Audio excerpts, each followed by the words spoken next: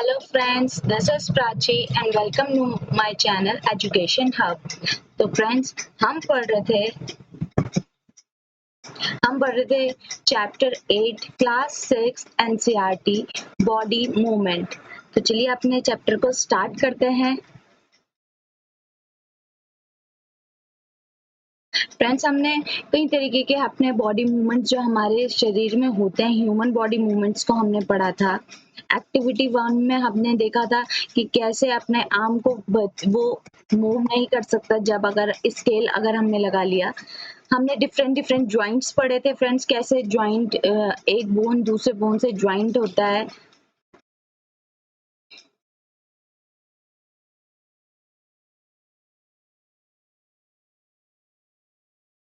हमने एक्सरे देखा था, स्केलेटन देखा था और लास्ट हम यहाँ पे थे फ्रेंड्स एक्टिविटी 4 पे।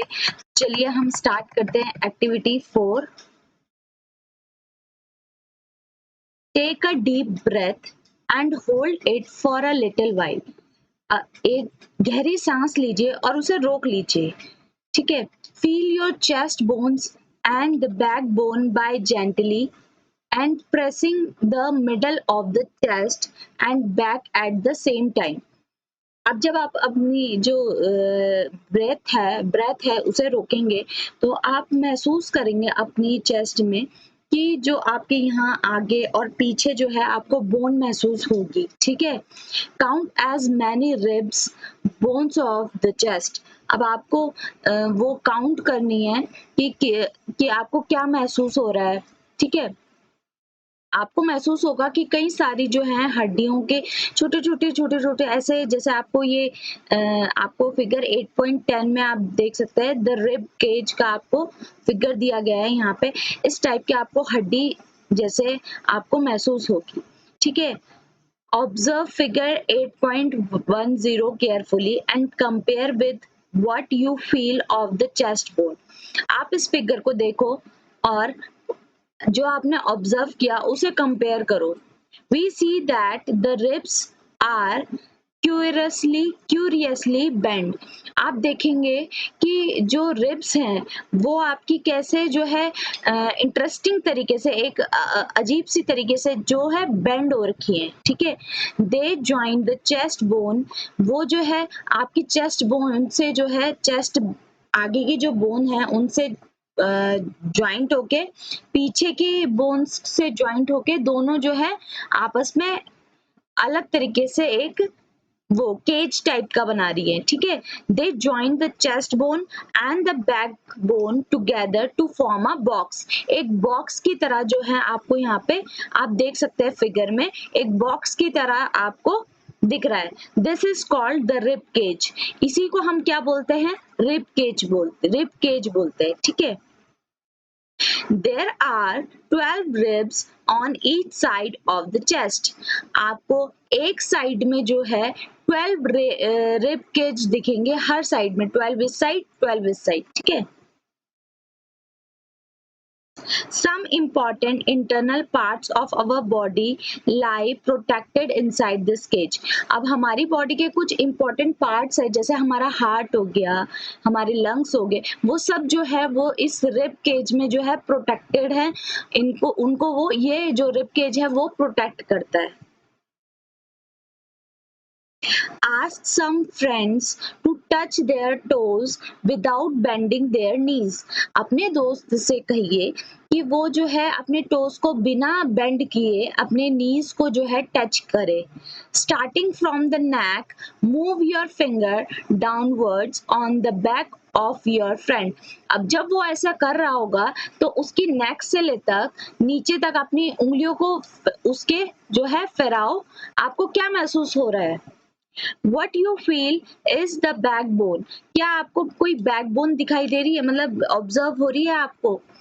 तो यस, जब आप उसकी गर्दन से पीछे तक आप कमर में देखेंगे तो आपको एक लंबी सी, जैसे यहाँ पे फिगर में आप देख सकते हैं, यहाँ पे साइड में एक ऐसे लंबी आपको एक बैकबोन आपको महसूस होगी। It is made up of many small bones called vertebrae. ठीक है। तो ये जो है बहुत सारी बोन से छोटी-छोटी बोन से मिलकर बनती है, जो कि बहुत लंबी होती है। तो इसे क्या बोलते हैं? इसे बोलते हैं vertebrae. The backbone consist of 33 vertebrae. तो ये जो बैकबोन है उसमें ये कितनी वर्टिब्रे से मिलकर बनती है? 33। ठीक है। फिगर 8.11 में आप देख सकते हैं, यहाँ पे ये बैकबोन की फोटोज है। ठीक है, तो ये कई सारी आप देख भी सकते हैं, यहाँ पे छोटी 33 वर्टिब्रे से मिलकर ये बैकबोन बनी है। ठीक है। The rib cage is joined to these bones। जो ये rib cage है वो इस backbone से जुड़ती है। ठीक है। If backbone was made up of only one long bone, will your friend be able to bend? अगर आप खुद सोचिए, इमेजिन कीजिए, अगर आपकी बैकबोन जो है केवल एक हड्डी, पूरी तरीके की एक हड्डी हो, तो क्या आप बेंड कर सकते हैं? क्या आप बेंड हो सकते हैं? तो ऑफ कोर्स नॉट, है ना। Make your friend stand with both hands pressed to the wall and ask her to push the wall. Do you notice two two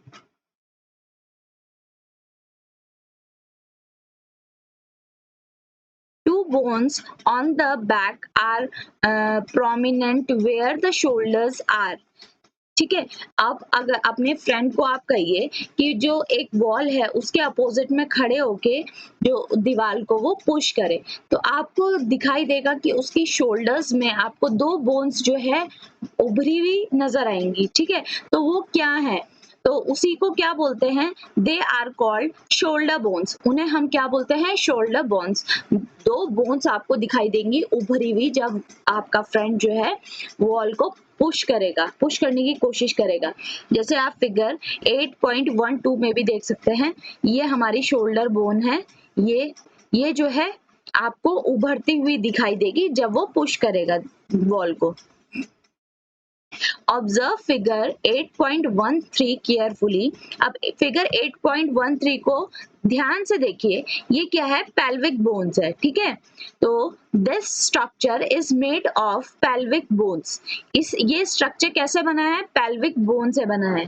they enclose the portion of your body below the stomach.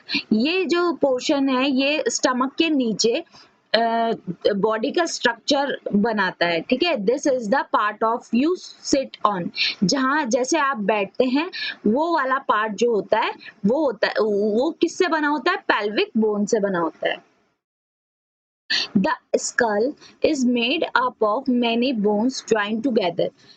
तो हमारा जो sir है, हमारा जो school है, वो किससे? कई सारी बोन से मिलकर बना है। ठीक है, फिगर 8.14 में आप देख सकते हैं, ये हमें जो है ये स्कल की फोटो दी गई है, पिक्चर दी गई है। इसे देखिए, it enclosed and protects a very important part of the body, the brain, है ना। तो ये जो है हमारी बहुत ही इंपॉर्टेंट, जो हम पूरी हमारी बॉडी का कंट्रोलर होता है एक तरीके से, उसको प्रोटेक्ट करता है, मतलब कि ब्रेन, है ना। ब्रेन जो है सबसे इंपॉर्टेंट है हमारी बॉडी में, और उसको ये जो है स्कल प्रोटेक्ट करता है। ये देखिए, बिल्कुल एक फिक्स्ड बोन है ये पूरा, इसके अंदर हमारी जो होता है ब्रेन रहता है। ठीक है, देयर आर ठीक है, वी डिस्कस्ड मैनी बोन्स। हमने कई सारी बोन्स को डिस्कस किया, एंड ज्वाइंट्स को ऑफ आवर स्केलेटन, अपने ज्वाइंट्स को डिस्कस किया, बोन्स को डिस्कस किया। देयर आर, अब एक और चीज है, there are some additional part of the skeleton that are not as hard as the bone and which can be bent. These are called cartilage। तो कुछ ऐसी चीज भी है जो कि बोन की तरह हार्ड भी नहीं है और मांस जैसे सॉफ्ट भी नहीं है, बहुत ज्यादा सॉफ्ट भी नहीं है। वो क्या है? वो ऐसी चीज है जिसे हम बोलते हैं कार्टिलेज। ठीक है, अब मैं आपको बताऊंगी कि कार्टिलेज जो है कहाँ पे कार्टिलेज होता है।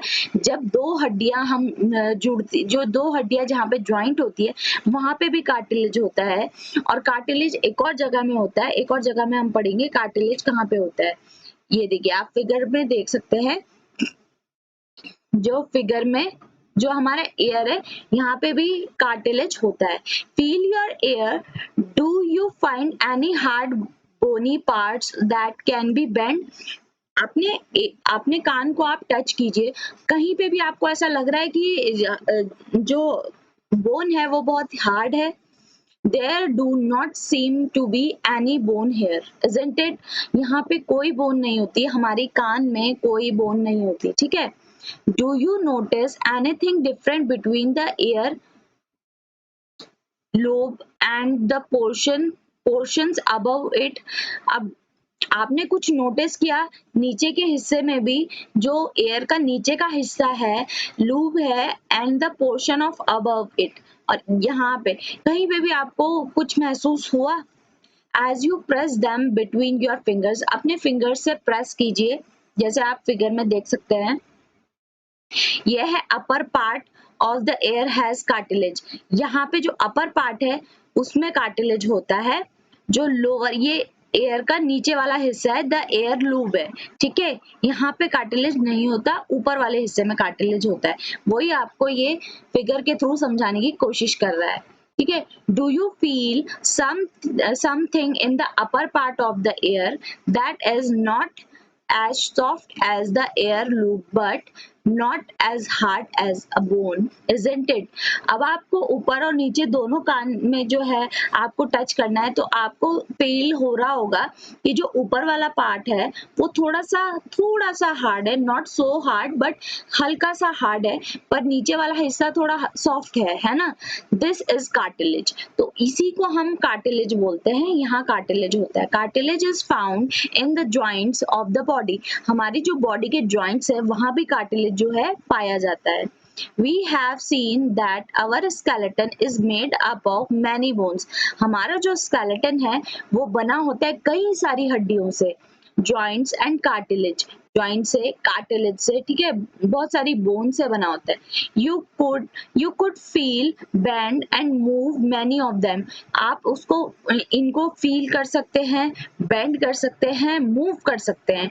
Draw a neat figure of the skeleton in your notebook, एक नीट क्लियर पिक्चर बनाइए स्केलेटन की अपनी नोटबुक में।